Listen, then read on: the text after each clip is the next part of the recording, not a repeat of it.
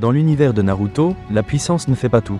Parfois, ce sont les choix, les sacrifices et les larmes qui forgent les véritables héros. Des ninjas ont marqué l'histoire non pas par leur force brute, mais par le poids de leurs décisions. Jusqu'à offrir leur vie pour un idéal, une personne ou un village. Leur mort n'était pas une fin, mais le début d'une légende. Leur mort a brisé les cœurs, mais a renforcé des légendes. Aujourd'hui, on revient sur ces sacrifices qui ont bouleversé l'histoire du monde ninja. Jiraiya, Obito, Itachi, Neji, Minato, chacun d'eux a laissé derrière lui un message, une volonté, un souvenir éternel. Et si tu fais partie de ceux qui ont eu le cœur serré en regardant ces scènes, alors cette vidéo est pour toi. Alors installe-toi, abonne-toi si ce n'est pas encore fait, car ici on rend hommage aux plus grands, et crois-moi, tu ne veux pas rater ce qui arrive. Un ninja n'abandonne jamais. Cette phrase, simple en apparence, résume tous l'héritage de Jiraiya. Mais ce que peu avait vu venir, c'est que cette philosophie allait le mener droit à un combat sans retour. Dans les profondeurs du village caché d'Ame, sous une pluie éternelle, Jiraiya s'infiltre seul. Son objectif, découvrir la vérité derrière l'organisation Akatsuki et affronter le chef de l'ombre, Nagato. Mais ce qu'il découvre dépasse l'imagination.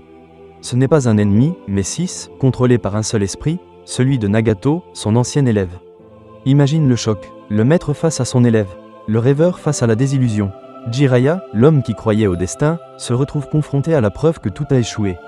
Nagato, ce garçon qu'il avait recueilli, nourri d'espoir, est devenu le dieu d'un monde brisé. Le combat commence, violent, intense. Jiraiya utilise le mode ermite, fusionne avec Fukasaku et Shima, ses deux anciens maîtres crapauds. Il déchaîne des jutsu puissants, des genjutsu sonores, des rasengan géants. Mais en face, c'est un adversaire sans faille. Les 6 corps de Nagato s'adaptent, se relaient, se relèvent. Et c'est là que tout bascule. Jiraiya perd un bras, il est acculé, piégé, son cœur saigne, pas physiquement, mais moralement. Il comprend qu'il ne reviendra pas. Mais, dans un ultime sursaut de génie, il découvre le secret de Nagato. Alors qu'il aurait pu laisser tomber, il sacrifie ses dernières forces pour graver un message codé sur le dos de Fugasaku, espérant que Naruto saura le décrypter. Et au moment où son cœur cesse de battre, Jiraiya se remémore sa vie. Ses erreurs, ses combats et surtout son rêve. Celui d'écrire une histoire où le héros ramènerait la paix. Et ce héros, il réalise que c'est Naruto. Jiraiya meurt seul, au fond des eaux sombres, mais avec le sourire. Pas parce qu'il a gagné, mais parce qu'il a semé graines. Son sacrifice n'était pas vain. Il est devenu le tremplin vers la légende de Naruto Uzumaki. Un shinobi ne meurt pas tant qu'on se souvient de lui.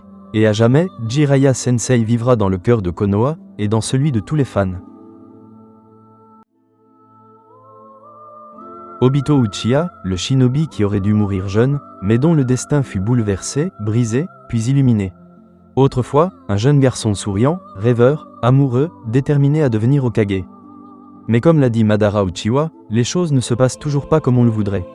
Pour Obito Uchiwa, tout bascula lors de la mission de Kanabi Bridge. Écrasé sous des rochers présumés morts, Obito fut sauvé par Madara Uchiwa. Mais ce sauvetage fut en réalité une renaissance dans l'ombre. Il assiste impuissant à la mort de Rin, la fille qu'il aimait. Et c'est là que tout se fissure. Obito abandonne son nom, son rêve, ses amis. Et devient Tobi, l'un des ennemis les plus redoutables de l'histoire. Sous ce masque, il manipule l'Akatsuki, déchaîne la guerre, joue avec les destins comme un maître d'échecs. Mais au fond, il n'a jamais cessé d'être ce garçon qui voulait simplement protéger ceux qu'il aime. Puis vient la 4e grande guerre ninja, face à Naruto, Kakashi, et les autres. Obito découvre un miroir. Naruto représente ce qu'il aurait pu être s'il n'avait pas échoué. Et là commence sa rédemption. Dans un dernier élan, Obito sacrifie sa vie pour sauver Naruto de Kaguya. Il bloque une attaque fatale, sans hésiter, et offre son dernier souffle pour corriger ses fautes passées. Ces derniers mots résonnent encore, « Je voulais être Hokage et être reconnu ». Ce sacrifice n'est pas juste celui d'un ennemi devenu allié, c'est l'acte final d'un homme rongé par la haine, qui a choisi au dernier moment, de revenir à la lumière. Obito n'a peut-être pas été le héros qu'il voulait être, mais il est devenu le sauveur qu'il aurait toujours dû être. De l'ombre à la lumière, de la haine au pardon, de Tobi à Obito, son sacrifice reste l'un des plus puissants et émouvants de tout Naruto. Parfois, les plus grandes histoires d'amour se terminent non pas par une séparation, mais par un sacrifice. Minato Namikaze, le légendaire 4e Hokage, et Kushina Uzumaki, l'hôte du démon renard Kyuubi, formaient un couple uni et fort. Ils sont prêts à tout pour protéger ce qu'ils aimaient le plus, leur fils, Naruto. Mais, leur monde s'écroula en une seule nuit. La nuit de la catastrophe, Konoha est attaquée. Un homme mystérieux, Toby, manipule Kyuubi pour déchaîner sa puissance sur le village. Les cris, la panique, les flammes. Le chaos est total. Minato comprend immédiatement, il n'y a pas d'autre choix. Il doit protéger le village et son fils. Mais c'est pas tout. Kushina, affaiblie par l'extraction du démon renard, lutte pour survivre. Et pourtant, elle ne pense qu'à Naruto. Alors que Kyuubi s'apprête à tuer leur bébé, Minato agit. Il invoque le dieu de la mort. Il décide de sceller une partie de Kyuubi en lui-même et l'autre moitié dans son fils. Un choix déchirant, un choix sans retour. Et là, vient le moment le plus poignant et tragique de tout Naruto. Kyuubi tente une dernière attaque. Ses griffes foncent vers Naruto. Mais, Minato et Kushina se jettent ensemble pour le protéger. Le coup transperce leur corps, mais pas leur volonté. Dans leur dernier instant, il offre à Naruto bien plus qu'une vie. Il lui laisse leur amour. Kushina, avec des larmes dans la voix, dit à Naruto tout ce qu'une mère rêve de dire. Minato, digne jusqu'au bout, transmet à son fils le fardeau d'être un Jinchuriki, mais aussi l'espoir d'un avenir meilleur. Ce sacrifice n'est pas une simple mort, c'est un acte d'amour absolu. Minato et Kushina ont choisi de mourir pour que Naruto puisse vivre. Et chaque pas que Naruto fait, chaque victoire, chaque sourire est un hommage silencieux à ce soir-là. Ils sont morts en héros, mais surtout en parents. Et c'est ça qui rend leur sacrifice immortel. Il était né avec un fardeau qu'il n'avait pas choisi. Neji Hyuga, enfant prodige emprisonné par un destin écrit par d'autres. Dans ses yeux, le Byakugan brillait d'un pouvoir rare, mais derrière ce regard perçant se cachait la douleur d'un avenir verrouillé. On l'appelait génie. On le respectait pour son talent, mais personne ne voyait les chaînes invisibles qui entouraient son cœur. Membre de la branche cadette, condamné à protéger sans jamais choisir son propre chemin. Il croyait que la vie était une prison, que rien ne pouvait être changé, que sa route était tracée jusqu'à son dernier souffle. Puis un garçon blond au sourire idiot apparut sur sa route. Un garçon qui refusait de croire au destin. Naruto Uzumaki. Celui qui se dressa devant lui et qui trancha les barreaux qu'il imaginait éternels. Ce jour-là, Neji comprit qu'il n'était pas l'ombre d'un clan, mais un homme libre, capable d'écrire sa propre histoire. À partir de cet instant, il marcha avec un but. Il combattit non plus pour ce qu'on exigeait de lui, mais pour ce qu'il avait choisi de protéger. Lorsque la guerre engloutit le monde ninja, Neji fut en première ligne. Non par obligation, mais par conviction. Il défendit ses amis, son clan, et l'avenir qu'il avait décidé de suivre. Et puis, sur ce champ ravagé, sous le ciel noirci par le Jubi, la mort saisit l'instant. Une pluie meurtrière s'abattit sur Naruto. Hinata bondit pour le sauver. Mais Neji, librement, silencieusement, fit son dernier choix. Il offrit son corps comme bouclier. Il protégea la vie de ceux qui l'avaient libéré. Les projectiles transpercèrent sa chair, et dans ses yeux s'éteignit une lumière noble. Il s'écroula dans les bras de ses amis, le sourire paisible, comme si enfin, le destin l'avait laissé tranquille. Ses derniers mots ne furent ni regret ni colère. Juste la vérité de toute sa vie transformée, le destin peut être changé, et il venait de le prouver une dernière fois. Neji Hyuga, esclave d'un nom, mourut en homme libre. Son sacrifice traversa la guerre comme un éclat de lumière, et son histoire devint un symbole, gravé à jamais dans le cœur de ceux qui l'a protégé.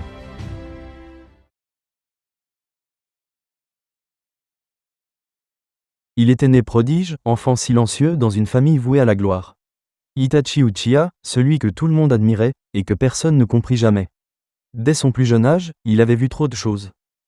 Les cadavres, les guerres, la folie des hommes. Son cœur, lui, n'avait jamais voulu être un soldat. Il rêvait d'un monde où plus aucun enfant n'aurait à voir ce qu'il avait vu. Mais le destin ne laisse pas le choix aux âmes pures. Quand son clan se perdit dans l'ombre de la haine, il fut forcé de faire le choix le plus cruel, sacrifier son propre sang, pour sauver un village qui ne l'aimait pas. Un village qui le traiterait en traître, en démon, en assassin.